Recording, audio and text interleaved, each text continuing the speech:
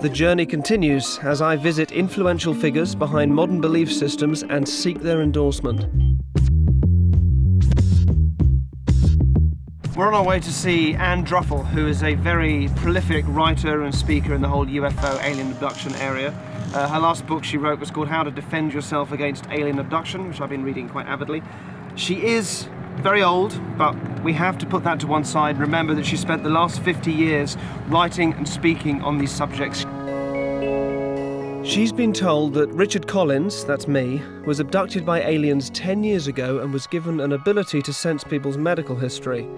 Many people do claim to have been left with similar abilities after abductions, but none have been able to conclusively demonstrate them. Please remember, I don't really have this ability. The question is, will this demonstration be enough to have this prominent investigator endorse me to her public? Now, I know who you are because I've read your books, but perhaps for people at home who don't know you, perhaps you can tell us your credentials. Well, Vince and I are part of a group of UFO researchers that's been together for about 35 years. Mm-hmm.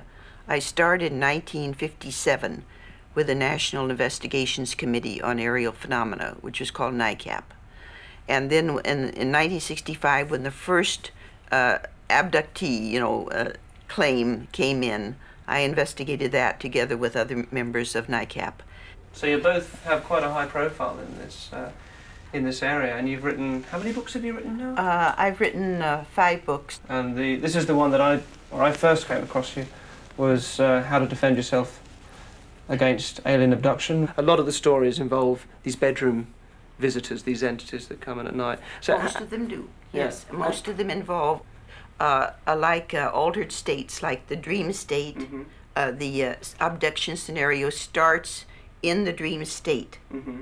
If somebody said that the altered state is an altered state because people are dreaming or because they think they're awake and they're not, and they're just sort of having a very lucid or vivid dream, do you disregard that? Does that just not hold up with the evidence, or is that possible? Or you decide for yourself, I guess. Yeah. There's not very much black and white, most of it is in the gray area. Okay, well that's good. I suppose I should talk about my own experience. After my abduction, essentially what it is that I seem to be able to tell people their medical background and their medical history, sometimes their current medical state.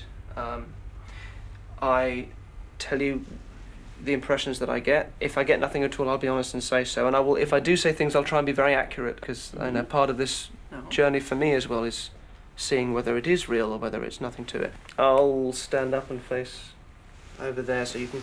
If one of you comes and touches me on the back, it might be interesting also if you don't even let me know which one of you is touching me. Oh, okay. Okay, just... It might make it more interesting. And if you just place your hands on the small of my back, and just be patient, because sometimes it takes a little while. It's different with different people. I'll also have my eyes closed as I'm doing it, so I won't be able to see. So please don't say anything out loud. So I don't know who's coming up.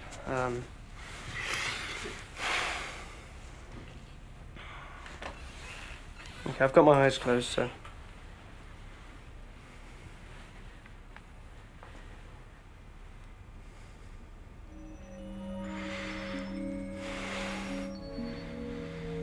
Okay. Okay, you're having real difficulty sleeping at the moment, and I don't know if this is Vince or Anne, but you're having real difficulty sleeping. There's something in your throat, or that has been in your throat.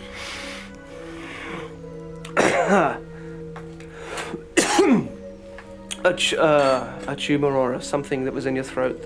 My actual anatomical knowledge is not great, but a gland or something in the throat there that was, and this would have been ages ago, but something up there, and there's, I'm going to turn around and look at you if that's all right.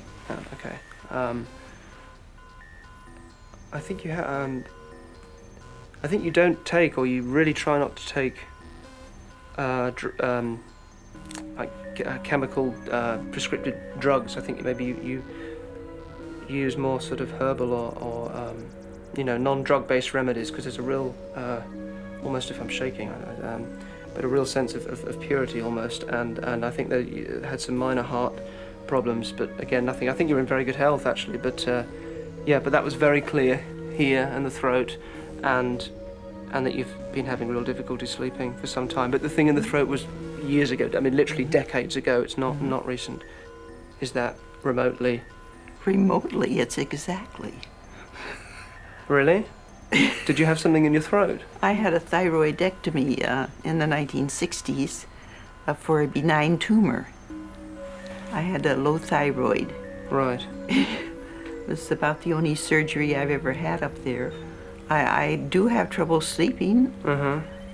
And the other thing you said, that I do not take pharmaceuticals. Yeah, is that true? Yes, I'm almost exclusively alternative medicine. Okay. I don't trust Western medicine or pharmaceuticals. Well, you seem to be in good health, so that's... I am. I'm in excellent health. And Wow. I found it amazing. I mean, the accuracy was astounding. He was accurate to 100%. I've written for the Journal of Scientific Exploration. I think possibly this would be the best place for Richard, because that's a refereed scientific journal. I mean, this should go to the very highest, most respectable publications you can find. At the next board meeting of MUFON LA, I'll bring up the idea that Richard would make a most remarkable speaker. Anne has offered me an impressive endorsement there. I turned down an offer she made for me to speak at a meeting that evening, and I left her, keen to write about me.